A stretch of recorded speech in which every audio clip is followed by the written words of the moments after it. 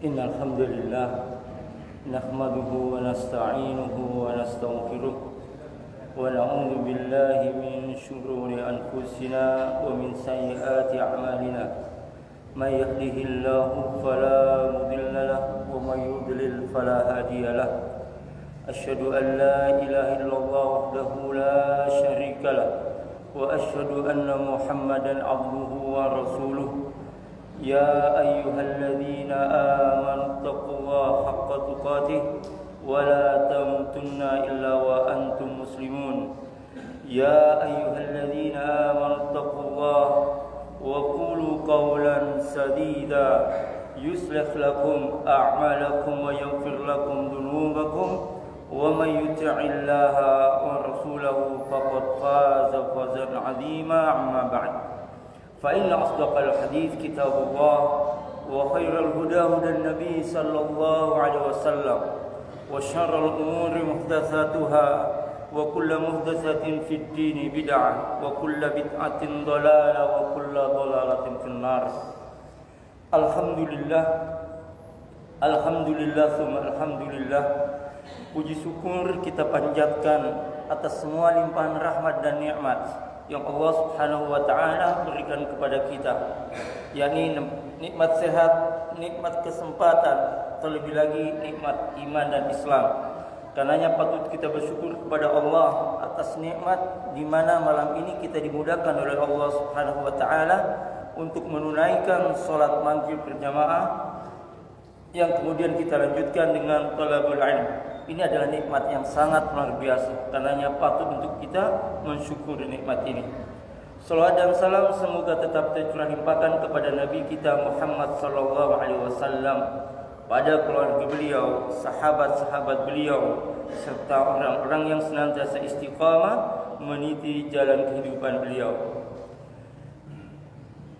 Kita akan melanjutkan kajian kita pekan yang lalu, yakni tentang al-adabu ma'allahi azza wa jal, yakni adab terhadap Allah Subhanahu wa taala. Dikatakan di sini wa yanzurul muslim ilahi ta'ala wa qad qadara alaihi wa hada bi nasiyatihi. Seorang muslim mesti meyakini bahwa Allah Subhanahu wa taala berkuasa atasnya. Jadi kita mesti yakin bahwa Allah berkuasa atas kita. Wa hada bi nasiyatihi, dialah yang memegang ubun-ubunnya. Wa annahu la mafarra lahu wa la mahraba wa la manja wa la malja'a minhu illa ilaihi, dan bahwasanya tidak ada tempat berlindung dan lari dari Allah Subhanahu wa taala kecuali kepada Allah semata. Jadi di muka bumi ini, di bumi di mana kita pijak ini, tidak ada tempat kita berlindung, tidak ada tempat kita berlari kecuali berlindungnya kepada Allah, kecuali berlarinya kepada Allah Subhanahu wa taala. Nah, keyakinan ini mesti kuat gitu. Ya. Kenapa? Ketika kita memiliki keyakinan yang lemah bahwa ada tempat untuk berlindung selain Allah Subhanahu wa taala, apakah itu karena kekuasaannya, apakah itu karena kekuatannya dan lain sebagainya, ini beresiko betul. Ya. Karena orang Islam itu senantiasa betul-betul menyandarkan semua urusannya kepada Allah Subhanahu wa taala. Ada sebuah hadis dari Nabi sallallahu alaihi wasallam yang dijelaskan kepada Ibnu Abbas radhiyallahu anhu ketika Ibnu Abbas masih kecil. Ya, bagaimana Nabi sallallahu alaihi wasallam mendidik supaya betul-betul anak kecil ini paham bahwa semua urusan itu betul-betul diserahkan kepada Allah Subhanahu wa taala. Dikatakan Nabi sallallahu alaihi wasallam bersabda, Abdullah bin Abbas radhiyallahu anhu, beliau menceritakan, qultu khafan Nabi sallallahu alaihi wasallam, aku dibonceng oleh Nabi sallallahu alaihi wasallam dalam satu hari. Faqala, Maka Nabi berkata kepada Ibnu Abbas yang masih kecil, usianya kurang lebih 8 tahunan. Apa kata Nabi SAW? Ya ghulam, wahai anak kecil, inni u'allimuka kalimat. Aku akan ajarkan kepada kalian beberapa kalimat. Apa kata Nabi SAW? Ihfazillah yahfazka. Jagalah Allah, niscaya Allah akan menjagamu. Lihat ini pendidikan kepada anak-anak yang ditanamkan oleh Nabi SAW. Jagalah Allah, niscaya Allah akan menjagamu. Ihfazillah tajidhu tujah. Jagalah Allah, niscaya Allah akan ada di hadapanmu. Ini pendidikan yang sangat mendasar sekali. Kemudian apa kata Nabi SAW? Idza sa'alta fas'alillah. Jika engkau meminta, mintalah kepada Allah. Wa idza ista'anta fasta'in billah. Jika engkau meminta tolong, minta tolonglah kepada Allah. Wa'lam, kata Nabi SAW, ketahuilah, annal ummata law istama'at ala an yanfa'uka bi syai'in lam yanfa'uka illa bi syai'in qad kataballahu lak. Jika semua manusia berkumpul untuk memberikan manfaat kepadamu, maka kata Nabi SAW, dia tidak akan mampu memberikan manfaat sedikit pun illa bisya'in qad kataballahu lak, kecuali telah ditentukan untukmu. Jadi orang mau bantu kita, mau begini kita, ini keyakinan mesti kuat nih. Artinya kita betul-betul memupuk diri kita, mengeluarkan energi yang ada pada kita, menguatkan keyakinan kita bahwa tak ada seorang pun yang bisa memberikan manfaat kepada kita tanpa izin Allah Subhanahu wa taala. Tanpa izin Allah Subhanahu wa taala tak akan ada orang yang mampu memberikan manfaat kepada kita. Demikian Nabi SAW mengatakan, wa in istama'u ala an yadurruka bi syai'in lam yadurruk illa bi syai'in qad kataballahu lak. Dan jika manusia berkumpul untuk mencelakai kamu, untuk memberikan mudarat kepadamu, niscaya mereka tidak akan mampu memberikan mudarat sedikit pun kecuali apa yang Allah tetapkan untuk.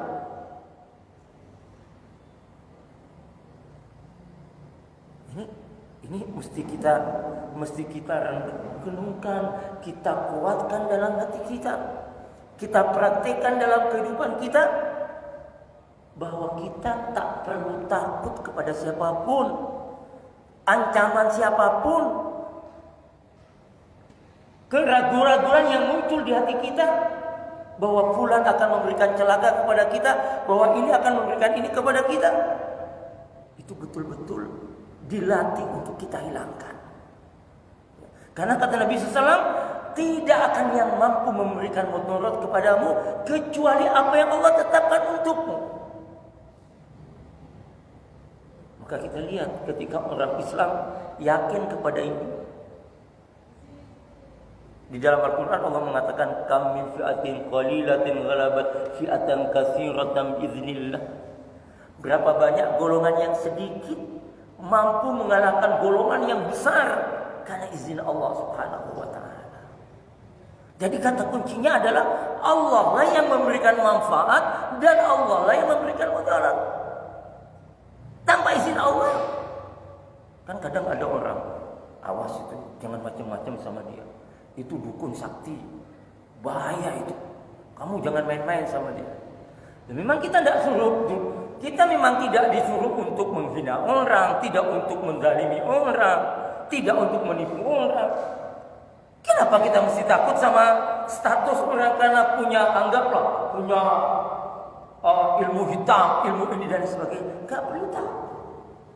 Ketika kita paham dengan hadis Nabi SAW yang Allah mengatakan tentang Nabi, wa ma yantiqu anil hawa in huwa illa wahyu yuha. Tidaklah yang dikatakan Nabi melainkan semuanya wahyu. Berarti apa yang dikatakan itu kebenaran. Sehingga kita nggak perlu takut kepada siapapun, terlebih tukang santet, tukang ini dan sebagainya. Dan kalau di kampung-kampung kan ada orang mengatakan, awas hati-hati, jangan main-main sama ini begini. Tidak usah. Ya, kita sikap biasa sebagaimana Allah memerintahkan kita untuk berbuat baik kepada semua orang, sehingga kita tidak perlu memposisikan diri karena kita mungkin tidak banyak ilmu atau apa sehingga takut kepada orang-orang yang seperti itu. Maka jangan. Maka kata Nabi SAW, rufi'at aqlam, pena telah diangkat, wajaffatis suhuf, dan lembaran suhuf telah kering. Ini artinya bahwa sesungguhnya kita orang beriman itu betul-betul adab kita dalam hal ini kepada Allah Subhanahu wa taala. Kita tidak takut kepada siapapun, kita tidak ragu kepada siapapun. Artinya bahwa manfaat dan mudarat itu hanya atas izin Allah Subhanahu wa taala. Dan kalau Allah sudah menetapkan satu manfaat, tidak akan mampu yang menghalanginya. Demikian juga kalau Allah sudah menetapkan satu kemudaratan kepada seorang hamba, maka tidak akan ada yang mampu menolaknya. Maka dikatakan di sini oleh penulis kitab Minhajul Muslim, fayakunu hada adaban minhum ar-rabbi wa khaliqihi.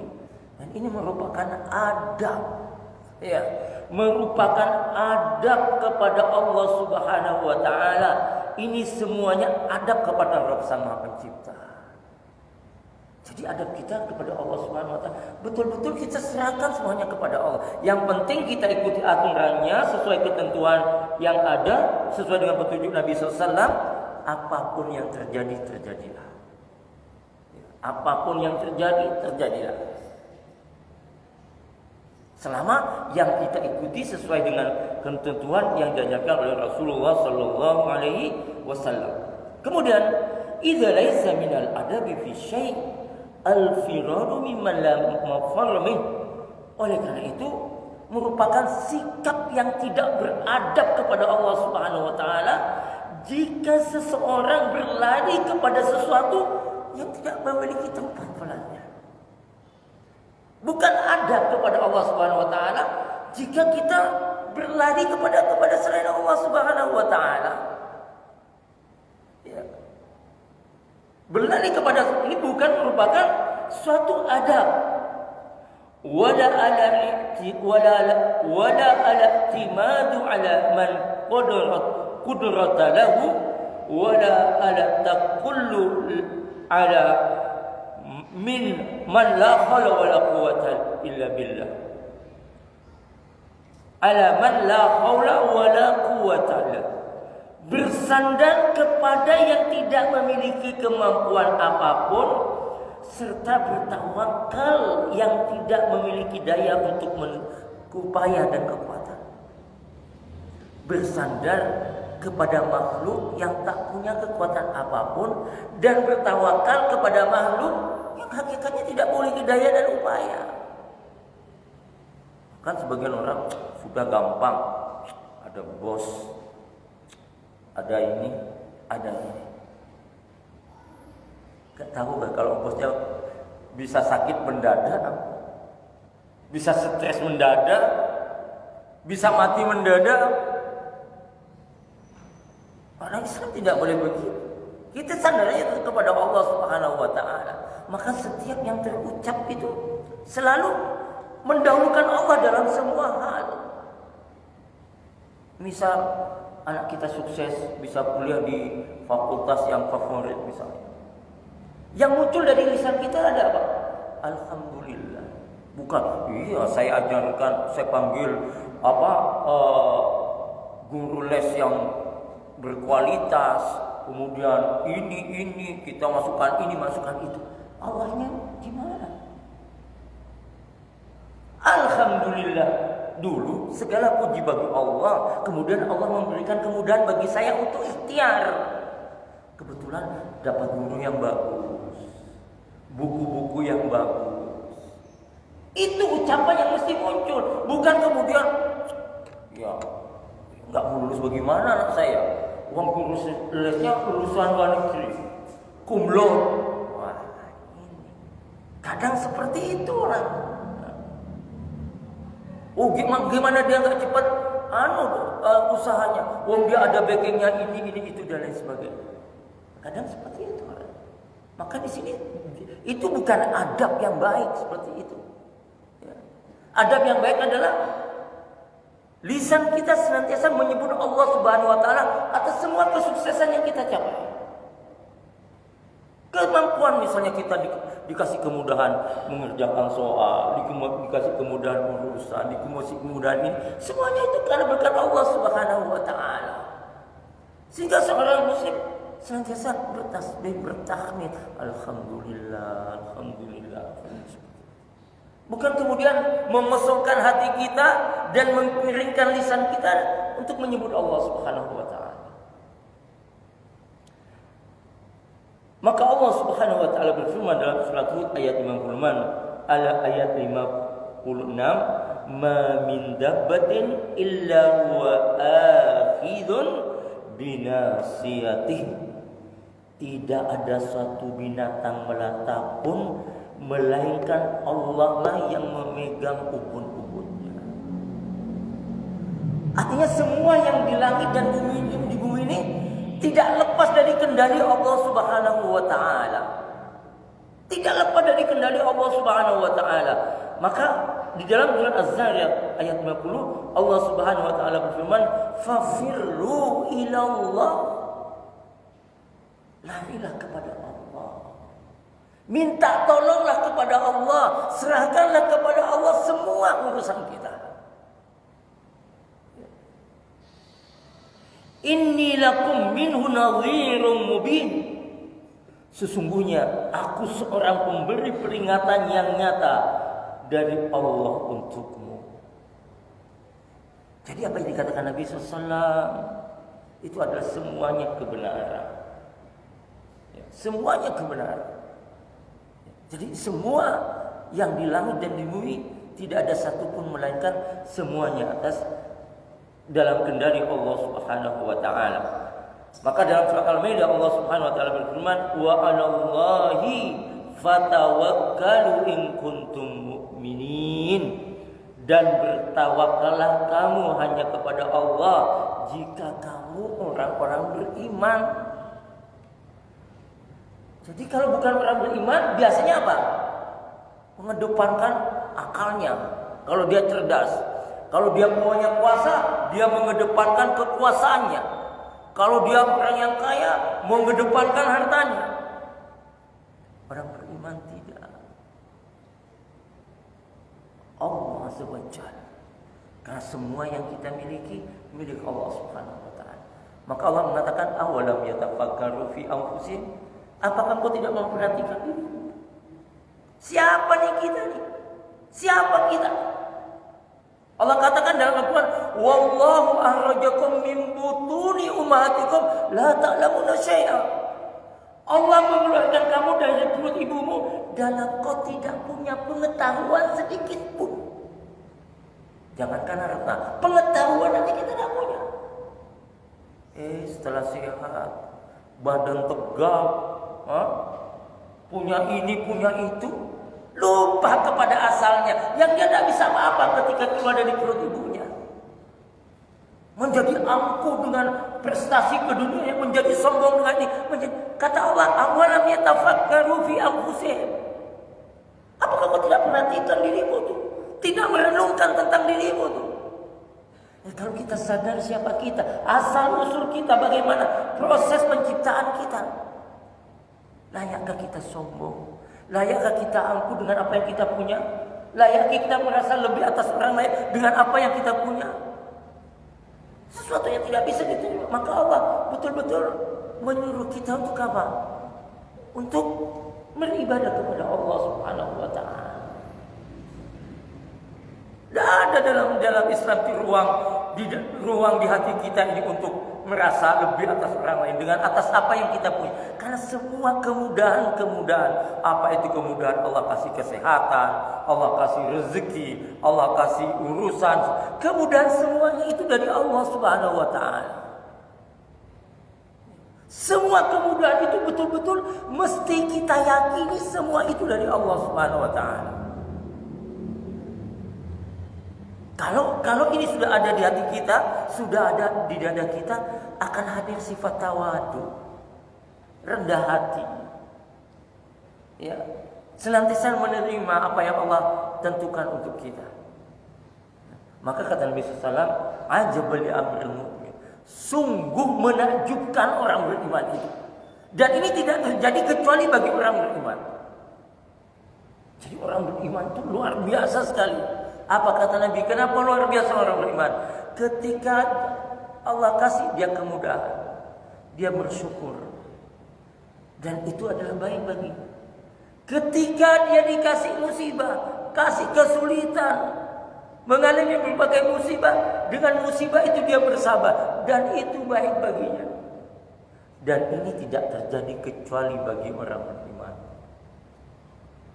Lihat para ulama-ulama dahulu. Di penjara justru dia menikmati penjara itu seperti dia menikmati, kalau bahasa sekarang, tidur di hotel bintang 5, mungkin ada bintang 9. Saking nikmatnya tidur di penjara. Sehingga banyak ulama-ulama dahulu justru di penjara mereka menghasilkan karya tulis kitab-kitab yang sangat luar biasa. Kenapa coba?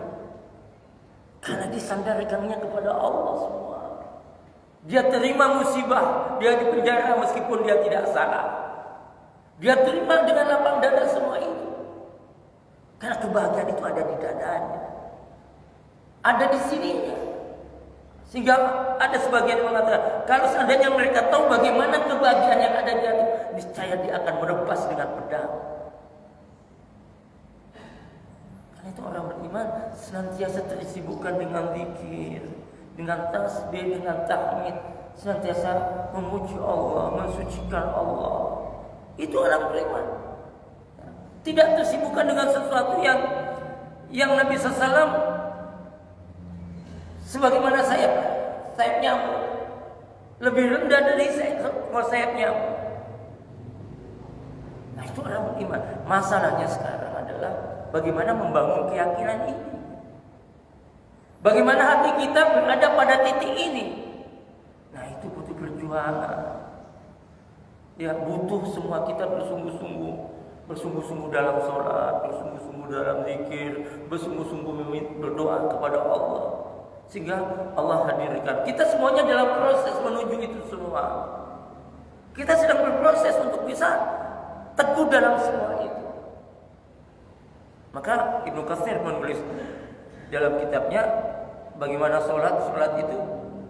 Kata Ibnu Katsir di dalam kitabnya, inna sholat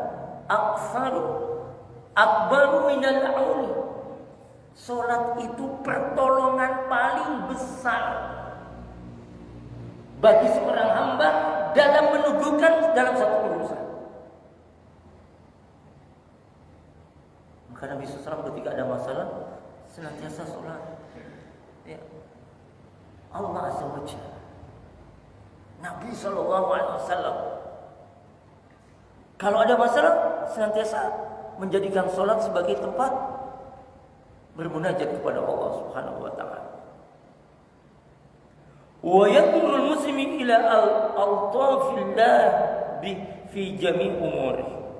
Seorang muslim juga memperhatikan bagaimana kelemah lembutan Allah Subhanahu wa taala di setiap urusannya. Wa ila rahmatilahu wa li sa'iril khalqihi fayatma'u fil mazid min dzalik. Memperhatikan bagaimana kasih sayang Allah Subhanahu wa taala kepada dirinya dan seluruh makhluknya, dan berkeinginan kuat untuk mendengarkan tambahan, untuk mendapatkan tambahan dan kelembutan dan kasih sayangnya. Lihat bagaimana Allah begitu sayang kepada kita. Berapa banyak maksiat yang kita lakukan, berapa banyak dosa yang kita lakukan. Tapi Allah senantiasa memberikan kesempatan kepada kita. Memberikan kesempatan untuk senantiasa memperbaiki diri. Ya, senantiasa memperbaiki diri. Sehingga kata Nabi SAW, Allah Subhanahu Wa Taala membentangkan tangannya di siang hari untuk menerima taubat orang yang melakukan dosa di malam hari. Dan Allah membentangkan tangannya di malam hari untuk menerima taubat orang-orang yang melakukan dosa di siang hari. Artinya pintu taubat itu senantiasa terbuka untuk kita. Senantiasa terbuka untuk semua orang tanpa terkecuali. Tanpa terkecuali. Selama matahari belum terbit dari barat, maka pintu taubat itu masih terbuka untuk semua orang. Dan mudah-mudahan Allah Subhanahu Wa Taala memudahkan kita untuk senantiasa taubat kepada Allah Subhanahu Wa Taala. Karena untuk bisa mendapatkan semangat taubat, hidayah taubat itu tidak mudah. Maka saat kita dimudahkan untuk berdoa, bersyukurlah. Dimudahkan untuk berdoa, semangat untuk doa, semangat untuk sholat, itu adalah hidayah Allah Subhanahu Wa Taala berikan. Fayatadarru lahum bi khalisi ad-dhar'ah ad-du'a wa yatawassal, sehingga dirinya selalu merendahkan diri kepada Allah Subhanahu Wa Taala dan dengan kendaraan yang murni dengan doa. Maka orang beriman senantiasa tersibukkan dengan doa-doa. Ya. Tersibukkan dengan doa, meminta, libatkan Allah dalam semua urusan kita. Libatkan Allah dalam urusan semua, baik urusan kecil maupun urusan besar, libatkan Allah Subhanahu Wa Taala. Maka kata Imam Syafi'i, jangan remehkan doa. Jangan remehkan doa. Ya. Maka kenapa orang Islam kalau melakukan sesuatu senantiasa diminta untuk membaca Bismillah, supaya ada keberkahan atas apa yang kita lakukan. Wa yatawassalu ilaihi bi thayyibil qaul wa shalihil amal.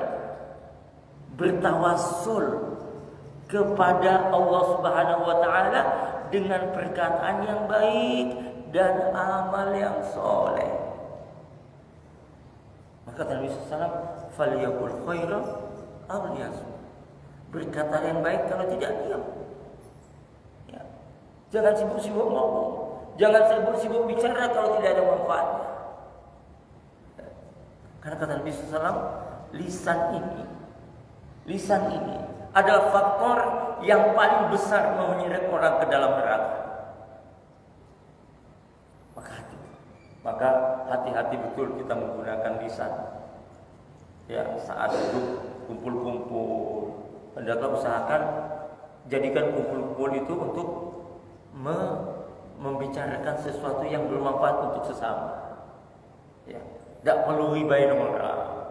Ya, tidak perlu merasa paling bersih, tidak perlu merasa paling suci.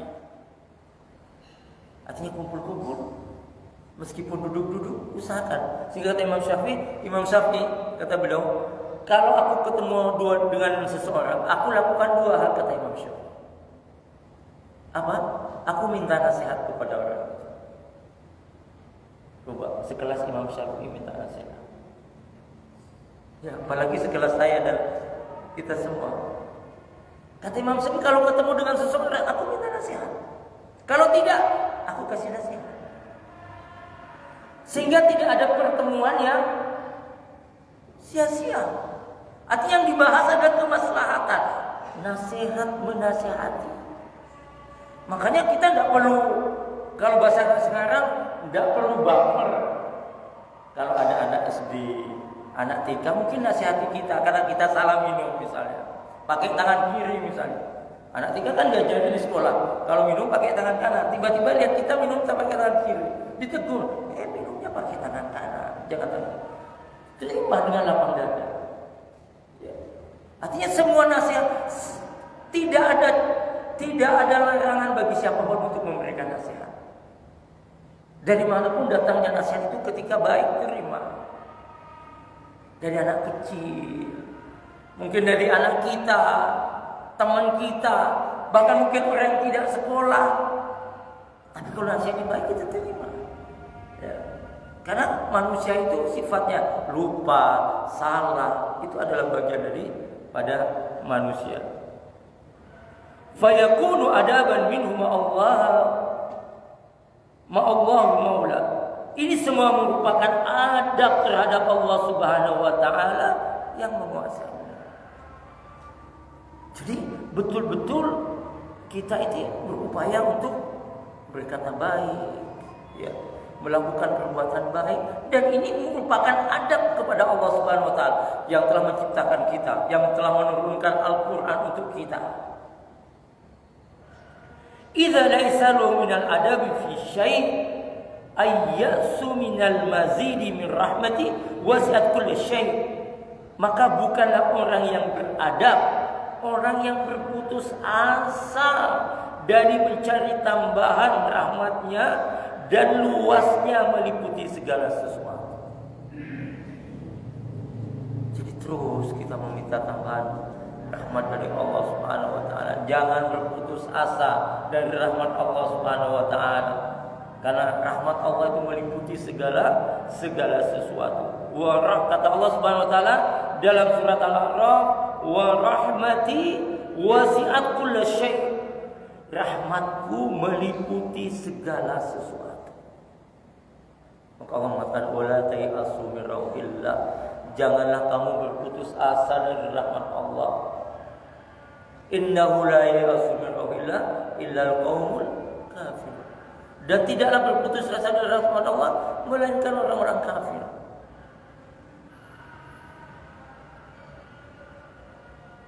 Sehingga apa? Kalau di luar negeri itu di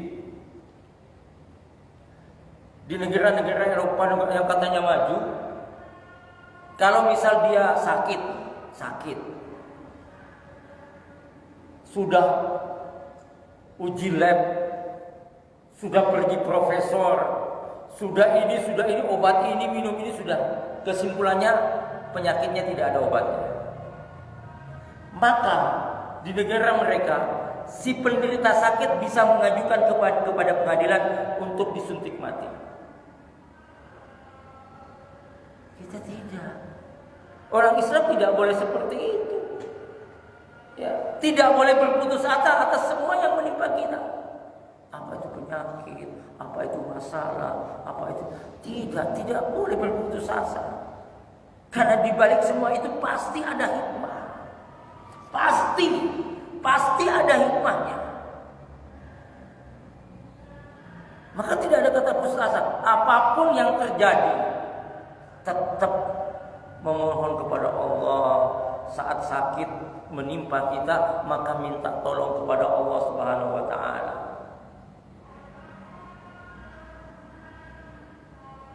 Saat ada masalah, semuanya kepada Allah Subhanahu wa taala. Karena sesungguhnya rahmat Allah itu sangat luas, meliputi segala sesuatu. Kemudian di dalam surat Asy-Syura ayat 11,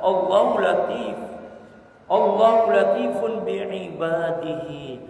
Allah itu maha lembut terhadap hamba-hambanya. Artinya Allah itu sayang betul. Sehingga kata seorang ulama, Allah itu lebih cinta kepada kita melebihi cintanya kita kepada diri kita. Allah lebih sayang kepada kita melebihi sayangnya kita kepada diri kita. Allah lebih baik kepada kita melebihi baiknya kita kepada diri kita. Itu Allah SWT.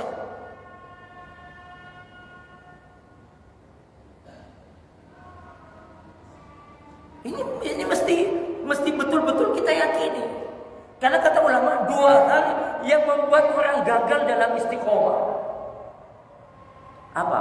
Dhaful ilm wa nuqsanul yakin. Lemah ilmunya dan kurang yakin. Ya. Kurang yakin kalau Allah yang menyembuhkan, yang menghidupkan. Ya. Sehingga apa? Sehingga yang dikejar ketika mungkin penyakitnya begini-begini, Dokter sana, sini sana, obat ini, obat itu. Lupa doa sama Allah. Lupa doa kepada Allah, meminta kepada Allah atas penyakit yang dia derita.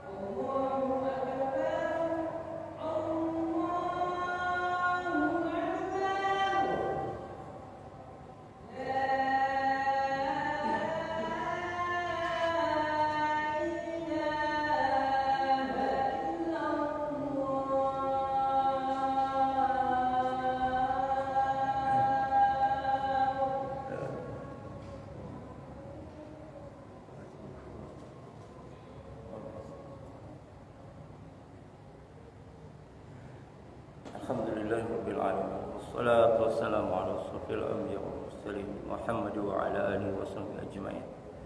Baik, kita lanjutkan. Wa yanzurul muslimu ila shiddati yatshi rabbih wa ila quwwati intiqamihi wa ila sur'ati hisabihi fayantaqihi bi ta'atihi. Seorang muslim memperhatikan bagaimana dahsyatnya siksaan Allah Azza wa Jalla, kerasnya azab dan kecepatan hisabnya, sehingga dia takut kepada Allah dengan menaatinya. Kita tahu kalau orang lagi cuaca enak, alam lagi nyaman, badan sehat, punya ini punya itu, seolah-olah tidak ada masalah. Tapi lihat ketika petir, ketika ini, ketika gempa, semuanya tidak ada kemampuan. Semuanya teriak-teriak. Bahwa kita betul-betul lemah dia. Hujan deras lagi, banjir, kena banjir bandang saja.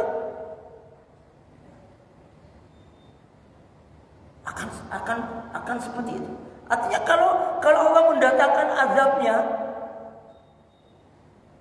tidak ada yang mampu melarang. Lihat Aceh tsunami. Siapa pernah nyangka Aceh bisa seperti itu? NTB sampai tanahnya berjalan. Ya, maka kita mesti meyakini itu semua. Bahwa azab Allah, siksa Allah itu tidak bisa dicegah.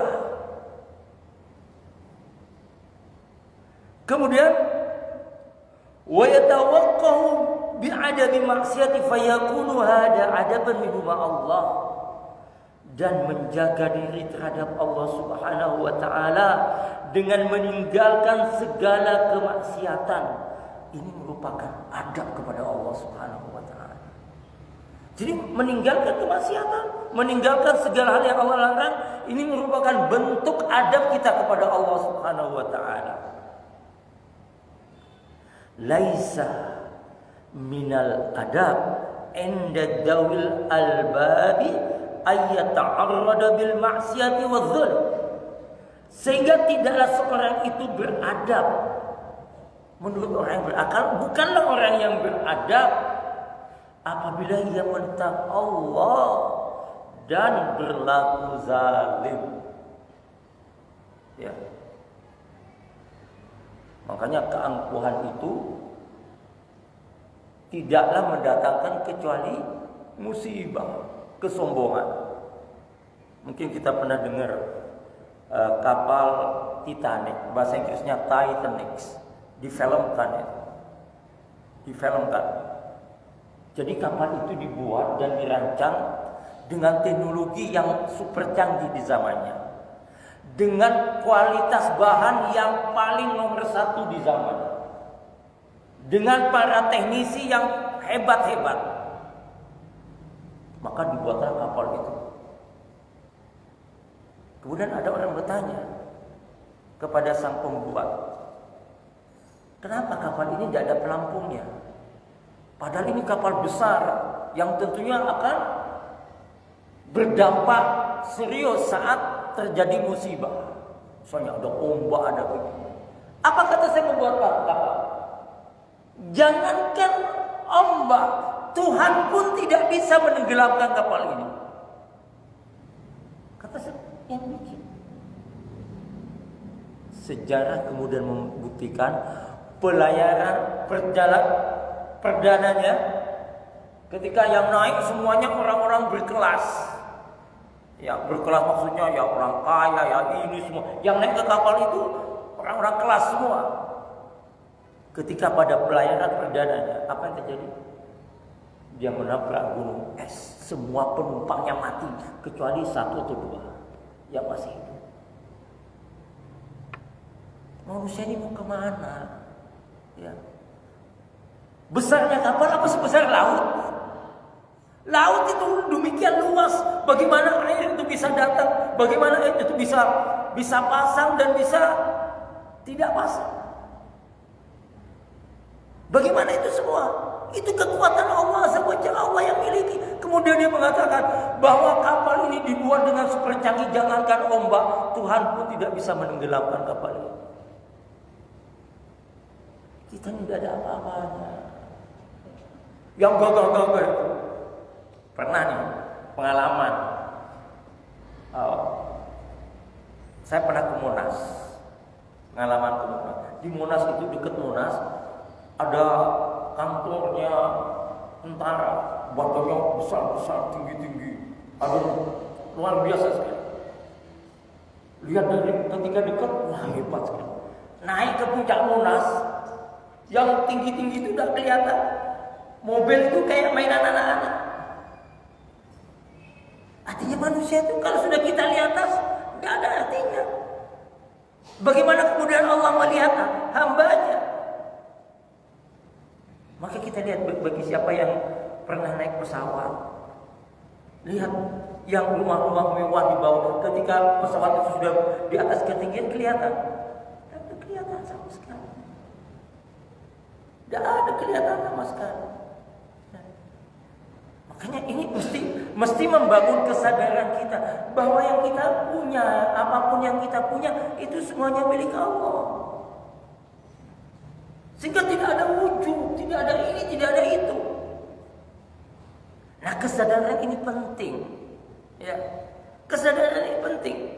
Karena kalau tidak, ini akan akibatnya sangat fatal sekali. Kemudian dikatakan di sini apa demikian? Al-abdu dhaif, al-ajizu lirabbi, al-azizil qadir, wal qawiyul qahir, wa huwa yaqul. Maka dikatakan di sini hamba itu lemah.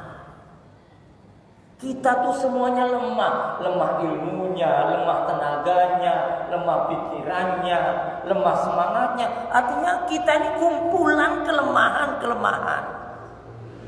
Dikatakan di sini al-abdu dhaif, al-azizu lirabbi, al-aziz qadir wa qawiyul qahir. Mana hamba itu lemah, namun justru tentang Allah, ya, Sang Maha Pencipta yang perkasa, lagi Maha Kuasa, Maha Kuat, Maha Perkasa Allah Subhanahu wa Ta'ala. Mau nentang kemana? Ya. Kita nih kalau sudah tidur bisa apa coba? Bisa tidur, bisa apa? Nggak bisa apa-apa. Nggak bisa apa, kalau sudah tidur selesai sudah. Nah itu kita lihat tuh. Tapi kadang orang lupa diri. Makanya Allah mengatakan, awalam yatafakkaru fi anfusihim. Apakah kau tidak memperhatikan bagaimana dirimu? Perhatikan tuh kita tuh dari mana? Maka Allah mengatakan di sini, wa idza aradallahu biqaumin su'an fala maraddalah wa ma lahum min dunihi min wal. Dan apabila Allah menghendaki keburukan terhadap satu kaum, maka tidak ada yang dapat menolaknya, dan sekali-kali tak ada pelindung bagi mereka selain Allah Subhanahu wa Ta'ala. Siapa kalau sudah kayak tsunami? Siapa yang melindungi kalau bukan Allah? Ya. Sekarang lagi musim penghujan. Kalau hujan deras, suasana gelap. Nih, kita kayak betul. Takut ada apa-apa. Maka mintanya tolong kepada Allah. Maka saat kita ada hujan, doanya apa? Allahumma shayyiban nafi'an. Serahkan semuanya kepada Allah. Ya. Dalam lemah kita ini. Iya, kalau lagi dalam suasana tenang, kalau sudah Allah kasih musibah betul, tidak bisa.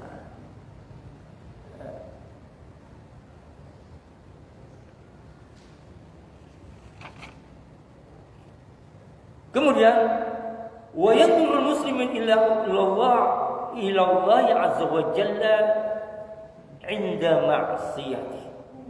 Muslim hendaknya memandang kepada Allah Subhanahu wa taala ketika dia bermaksiat, wa huruju an ta'ati wa ka'anna wa'idahu qad tanawalu wa 'adzabahu qad nazala bih wa iqabihi qad halla bisahatihi. Seorang muslim hendaknya memandang kepada Allah Subhanahu wa taala ketika ia berbuat maksiat atau keluar dari ketaatan kepada Allah Subhanahu wa taala, bahwa seakan-akan ancamannya telah sampai kepadanya, azabnya seakan-akan telah turun dan balasannya telah tiba di sekitarnya. Ini saat artinya bahwa saat seseorang beriman tergelincir dalam kemaksiatan, tergelincir dalam perbuatan dosa, maka hadirkan dalam hati bahwa sesungguhnya azab Allah, ancaman Allah, siksa Allah itu begitu dekat dengan kita. Maka segeralah beristighfar, segala taubat kepada Allah Subhanahu wa taala. Jangan kemudian justru bangga. Ya, diceritakan dia sudah bisa begini, dia sudah bisa nipu ini, sudah melakukan ini. Bangga dengan dosa-dosa yang dilakukan. Kama yanzuru ilahi ta'ala inda ta'ati wa tibai syari'atihi wa ka'anna wa'ada wa qad saddaqahu lah. Demikian pula ketika dia melakukan ketaatan dan mengikuti syariat Allah Subhanahu wa taala, maka seakan-akan Allah Subhanahu wa taala telah membuktikan janjinya kepadanya. Beribadah itu nikmat. Ya. Artinya buah daripada ibadah itu kenikmatan. Maka kata ulama, semua perintah Allah itu menghadirkan ketenangan, kebahagiaan, ketentraman, kenyamanan. Jadi semua ibadah perintah Allah itu mengandung kebaikan-kebaikan semua. Maka sebaliknya, larangan-larangan Allah pasti mengandung yang berbahaya, yang mudarat, yang merusak akal, yang dan lain sebagainya. Semua larangan Allah bersifat negatif semua. Bersifat berbahaya semua. Maka saat kita dimudahkan oleh Allah Subhanahu wa taala untuk melaksanakan perintah Allah Subhanahu wa taala, maka bersyukurlah. Terus tingkatkan kualitasnya. Tingkatkan kualitas sholat kita, tingkatkan kualitas zikir kita. Ya, maka kata Ibnu Qayyim ada 3 hal penting, ada 4. Saya sebutkan 3 hal penting yang akan membuahkan nikmat, sehingga buahnya Allah akan memudahkan urusan kita, Allah akan memudahkan hajat kita saat kita melakukan perintah-perintah Allah. Apa kata beliau? Lakukan perintah Allah itu dengan bin-nasri. Lakukan perintah Allah itu dengan benar. Yang kedua, lakukan perintah Allah dengan ikhlas, karena Allah Subhanahu wa taala. Kemudian yang ketiga kata Ibnu Qayyim, lakukan perintah Allah dengan sungguh-sungguh wal ijtihad. Jadi lakukan perintah Allah dengan benar, dengan ikhlas dan dengan sungguh-sungguh, niscaya buahnya luar biasa. Mudahnya semua urusan kita dan Allah akan menjadi penolong dan pelindung kita. Wallahu a'lam bishawab. Subhanakallah bihamdika asyhadu an la ilaha illa anta astaghfiruka wa atubu ilaik. Assalamualaikum warahmatullahi wabarakatuh.